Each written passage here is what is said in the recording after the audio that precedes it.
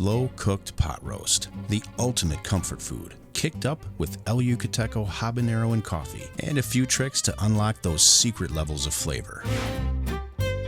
Start with a larger rough cut of your veggies. I have here celery, onion, carrot, garlic, and mushroom. I'm using about a 5-pound chuck roast for today's recipe. We're going to cut that into 4 sections. Now we'll season this on all sides generously with salt, pepper, and garlic powder. We'll let those hang out on the cutting board for a few minutes while we prepare our slow cooker. Turn the cooker on and add your veggies. Once again, salt, pepper, and garlic to taste. Now for our habanero and coffee sauce. This pairs so well with beef, and if you've never had it, you're missing out. Add about 1 ounce here, and a small amount of beef broth, just enough to cover the bottom of the slow cooker. Next, sear your chuck roast on all sides in a hot pan. Add it to the cooker right on top of those veggies. And do not forget to deglaze that pan with some beef broth. We are all about flavor here, so make sure to add that right into your cooker. Add 1 more ounce of sauce and enough beef broth to cover. Now get the cover on the slow cooker and allow it to cook. On the low setting, it can take 6 to 8 hours. The high setting, more like 3 to 4. Once it becomes tender, we're going to slice it up into smaller portions and get it back into the slow cooker to soak up even more flavor before serving. Serve it up with all of your favorite sides and enjoy. I hope you enjoyed this video. Take care. Till next time, remember to kick up all your recipes with the King of Flavor. See you on the next one.